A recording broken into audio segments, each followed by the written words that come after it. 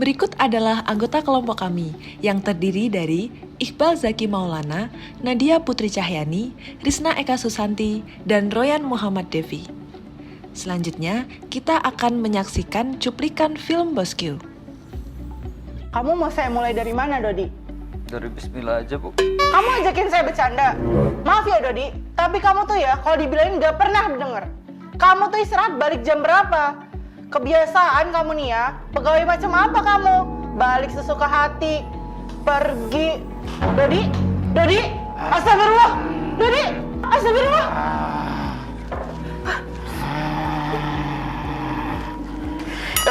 Bu. Heran gue, siapa sih sebenarnya kesurupan? Ya lagi lu males sih orangnya, makanya suka diomelin sama si bos. Kayaknya emang parah sih. Gue juga pernah diomelin sama ibu, kalau cuma gara-gara. Bu, ini ada surat. Mohon ditandatangani ya, Bu. Saya cek dulu.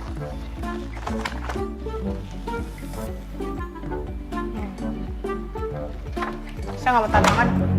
Kenapa, Bu? Pakai nanya lagi, kamu periksa dulu.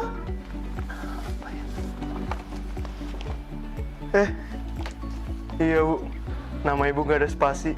Makasih kalau kamu udah tahu. Tapi nggak cuma itu. Duduk kamu, dengerin. Ringkasan cerita. Ibu Puan adalah seorang kepala kantor yang dikenal memiliki temperamen yang kurang baik di kalangan pegawainya. Suatu hari, Bu Puan menegur karyawannya karena beberapa kesalahan yang dibuat oleh mereka sendiri. Fortina, seorang jurusita, ditegur karena tidak menyelesaikan tugas yang telah diberikan, tidak dapat diberitahu, dan apabila diberitahu, malah melamun. Lalu, Dodi, seorang account representatif yang ditegur karena tidak mendengarkan jika diberitahu, pergi keluar kantor saat jam kantor dan kembali ke kantor sesuka hati. Lalu, Baihaki, seorang fungsional pemeriksa, ditegur karena saat meminta tanda tangan Ibu Puan, nama yang tertulis dalam suratnya tidak terdapat spasi sehingga Bu Puan tidak mau menandatanganinya. Ibu Puan menyampaikan kalau semua itu tergantung dari permulaan. Kalau niat awal sudah tidak benar, pasti kerjanya tidak benar dan pasti ada saja kesalahan yang dilakukan.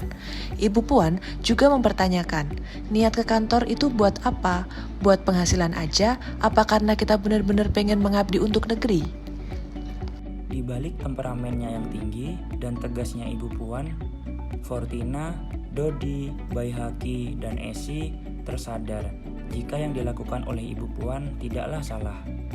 Mereka menyadari penyebab Ibu Puan marah adalah karena kesalahan mereka sendiri.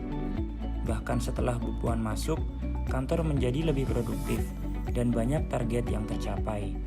Ibu Puan juga tak pernah lupa untuk mengucapkan tolong, maaf, dan terima kasih ketika menasihati pegawainya. Ibu Puan menyampaikan untuk benar-benar sampai di level pengabdian, kita harus menerapkan kode etik pegawai seperti pekerja profesional, menaati aturan, dan disiplin.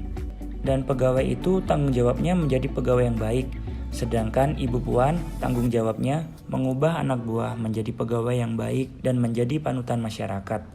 Selain itu, untuk membangun tim yang solid diperlukan kerjasama yang baik antar sesama pegawai dan saling mengingatkan adalah salah satu kuncinya. Pada video Bosku dapat dianalisa di balik kerasnya Ibu Puan sebagai seorang pemimpin, beliau memiliki maksud yang sangat baik, yaitu agar tim menjadi solid dan pegawainya dapat menjadi pegawai yang baik serta dapat menjadi panutan masyarakat. Penerapan nilai-nilai berakhlaknya yaitu dalam kebiasaan Bu Puan dalam mengingatkan anak buahnya, dia tetap santun dengan tidak pernah lupa mengucapkan kata tolong, maaf, dan makasih. Hal ini sesuai dengan penerapan nilai harmonis yang dimana beliau mengedepankan attitude di hadapan para anak buahnya. Beliau sangat tegas dan terkesan galak kepada anak buahnya ketika anak buahnya melakukan kesalahan dalam pekerjaannya. Hal tersebut dilakukan beliau karena beliau ingin membangun tim yang solid dalam bekerja. Perilaku tersebut sesuai dengan penerapan nilai akuntabel di mana beliau sangat bertanggung jawab dalam pekerjaannya. Walaupun anak buah Bu Puan pernah melakukan kesalahan dalam bekerja ataupun pernah menggunjing Bu Puan, mereka tetap menyadari kesalahannya dan berusaha memperbaikinya. Hal tersebut sesuai dengan nilai adaptif di mana mereka tetap ingin maju bersama dalam membangun tim yang solid. Pelanggaran nilai-nilai berakhlak dapat dilihat dari pelanggaran nilai akuntabel yang dimana Doni, Fortina, dan Baihaqi tidak bekerja dengan sungguh-sungguh sesuai profesi yang ada, malah malas dalam bekerja, serta tidak bertanggung jawab terhadap tugas yang diberikan. Dari film Bosku terdapat juga pelanggaran nilai loyal, di mana anak buah Bu Puan menggunjing Bu Puan di luar kantor. Hal tersebut tidak sesuai dengan nilai loyal, terutama pada menjaga nama baik atasan. Selanjutnya adalah dampak tidak diterapkannya nilai-nilai dasar PNS, yaitu pegawai menjadi semaunya sendiri dalam bekerja dan muncul kebiasaan buruk yang ada pada diri pegawai seperti malas-malasan dalam bekerja, selalu tidak selesai dalam mengerjakan tugas yang mengakibatkan pegawai tidak bekerja secara profesional, dan dapat terjadi pelanggaran korupsi yang dapat merugikan bangsa. Adanya dampak dari tidak diterapkannya nilai-nilai dasar PNS seperti yang sudah disebutkan sebelumnya, kami kelompok 2 mempunyai 2 gagasan alternatif sebagai pemecahan masalah. Yang pertama, semakin diperketatnya aturan kantor dengan penerapan hukuman kepada pegawai yang bandel dan reward bagi pegawai yang berkinerja terbaik. Kemudian kedua, memperbanyak dialog dengan pegawai seperti diselenggarakannya pembekalan, capacity building, dan FGD guna mempererat hubungan kekeluargaan antar pegawai. Dari gagasan alternatif kelompok kami yang sudah saya sebutkan sebelumnya, terdapat konsekuensi penerapan dari setiap alternatif gagasan pemecahan masalah. Gagasan pertama mengakibatkan konsekuensi di mana pegawai akan bekerja secara maksimal dan profesional serta berlomba-lomba untuk dapat menjadi pegawai yang terbaik.